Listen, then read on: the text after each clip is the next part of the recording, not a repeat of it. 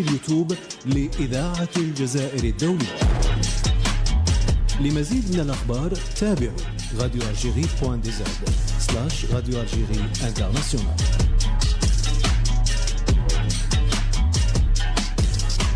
إذاعة الجزائر الدولية، صوتنا في العالم.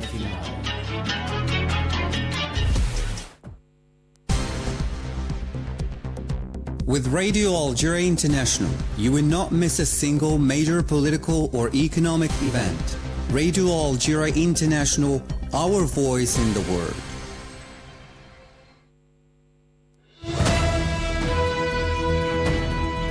This is the English service of Radio Algeria International. It's time for the news. In today's top stories, Prime Minister Sifir Rayeb has overseen in Iran on behalf of President Abdelmajid Tebboune the ceremonies commemorating the 70th anniversary of the founding of the General Union of Algerian Workers and the 55th anniversary of the nationalization of hydrocarbons. The President of the Republic, Abdelmajid Tebboune, has chaired a meeting of the Council of Ministers devoted to the examining of a draft law on military justice.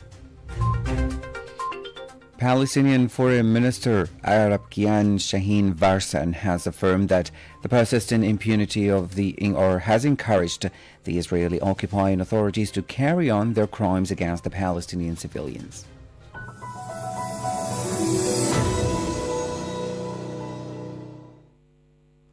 Hello and welcome to Radio Algeria International. I'm Jamal Semeni. Prime Minister Sifir Rayeb has overseen in Iran on behalf of the President of the Republic, Mr. Abdelmajid Tebboune, the ceremonies commemorating the 70th anniversary of the founding of the General Union of Algerian Workers and the 55th anniversary of the nationalization of hydrocarbons celebrated on the 24th of February each year. The program of the visit includes an inspection of the projects related to the energy sector as part of the follow-up of the implementation of the development programs and promotion of investment dynamics. The visit reflects the state's commitment to promote the country's achievements and honor the role of the working class in national development, as well as to affirm national sovereignty and consolidate the path of sustainable development in various economic sectors. The President of the Republic, Supreme Commander of the Armed Forces and Minister of National Defense, Mr. Abdelmajid Tebboune, has chaired a meeting of the Council of Ministers devoted to the examining of a draft law on military justice. During the meeting, presentations were made concerning the follow-up of the mining railway project aimed at linking Bled El Hadba and Wed El Kbit port in the eastern city of Annaba. The Council of Ministers also centered on such issues as the agricultural mechanization, the vocational training for the February 2026 session, as well as a briefing on the first days of the holy fasting month of Ramadan. In this connection, instructions were given by the President of the Republic after a report was made by the Prime Minister on his government's activity on agricultural mechanization. The President emphasized the importance of reducing bureaucratic hurdles, calling on the AgroDev group-related cooperatives to rent machinery and services nationwide. In this respect, he tasked the Prime Minister with drafting a law to regulate the cooperatives to be operational by next March and to acquire equipment sourced from qualified local manufacturers. Regarding the draft law on military justice, it was adopted by the Council following a presentation made by the General of the Army, Minister Delegate to the Minister of National Defense, Army Chief of Staff, Army General Said Shinkriha. Regarding the project related to the creation of the International Philharmonic Orchestra of Algeria, the President praised this cultural initiative, which he stressed is part of the revival of the country's musical heritage.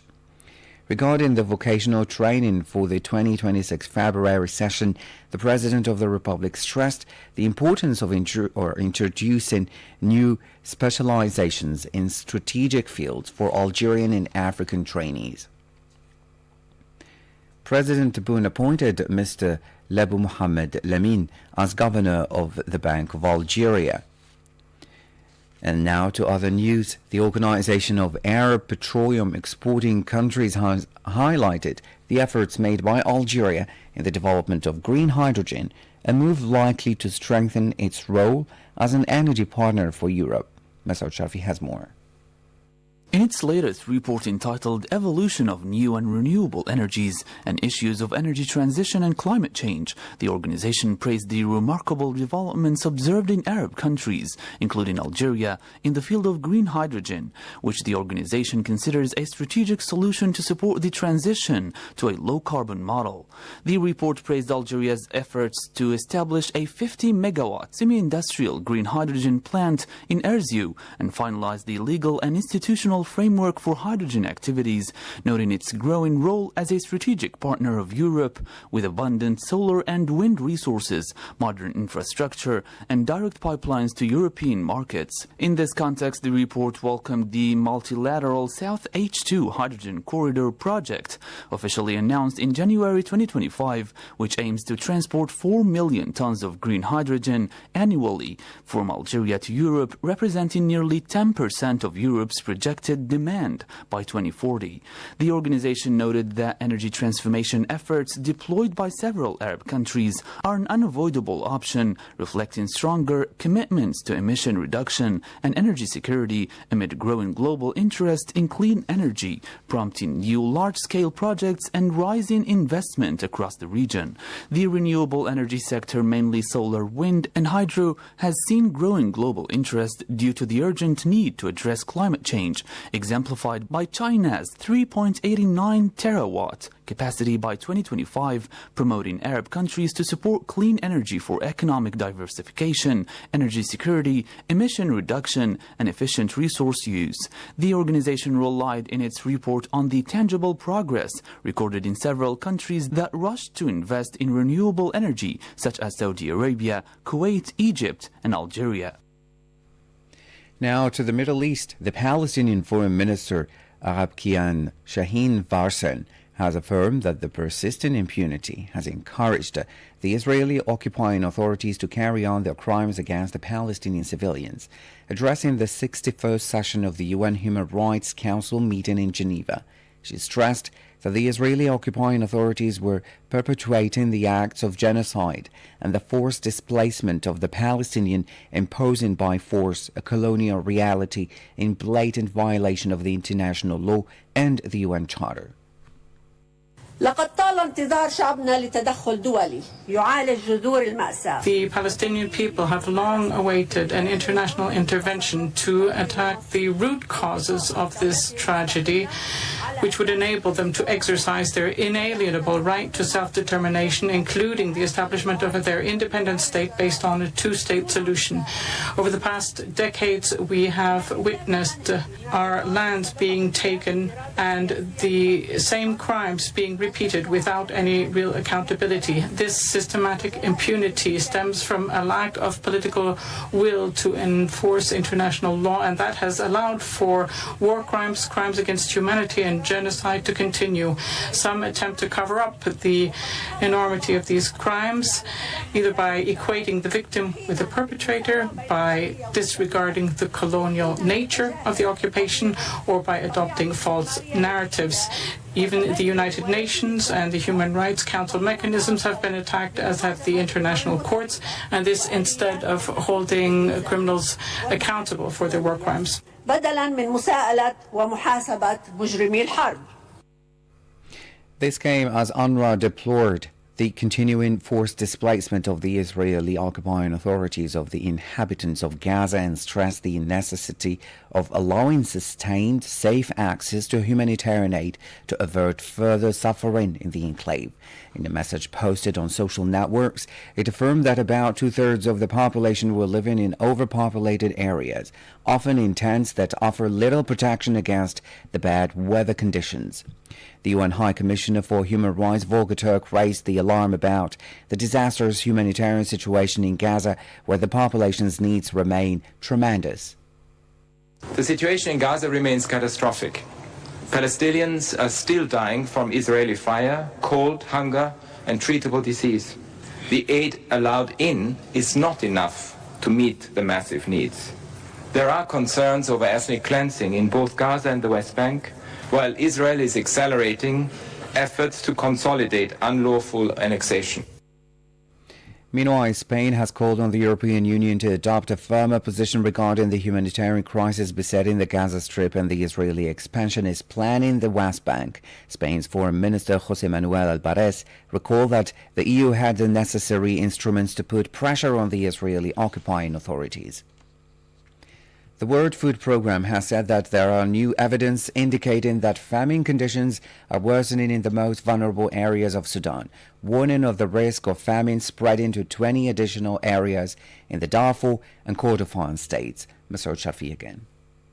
In a statement, the WFP confirmed that famine conditions have been verified in El Fasher and Kadugli, explaining that armed conflict and severe restrictions in Western Sudan, particularly in North and South Darfur and West and South Kordofan, have led to widespread hunger and malnutrition.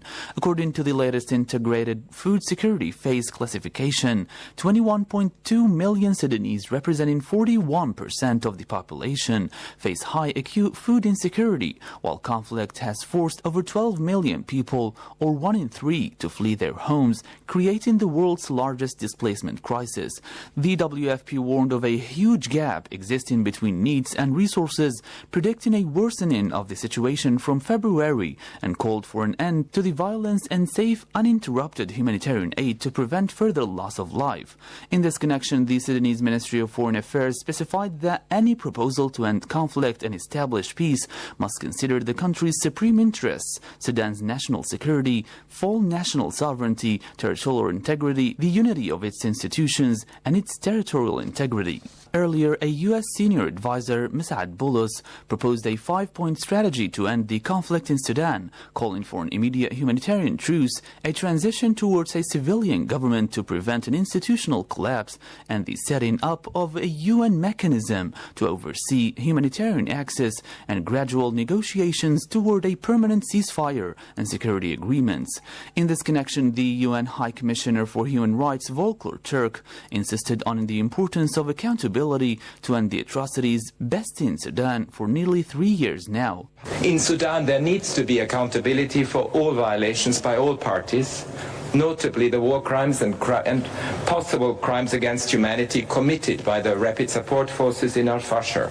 Such atrocities must not be repeated in Kordofan or elsewhere, and all those with influence need to act urgently to put an end to this senseless war. Sudan has been engulfed in a conflict between the army and the Rapid Paramilitary Support Forces (RSF) since April 2023, which has caused tens of thousands of deaths, displaced about 13 million people, and triggered one of the world's worst humanitarian crises, according to the UN reports.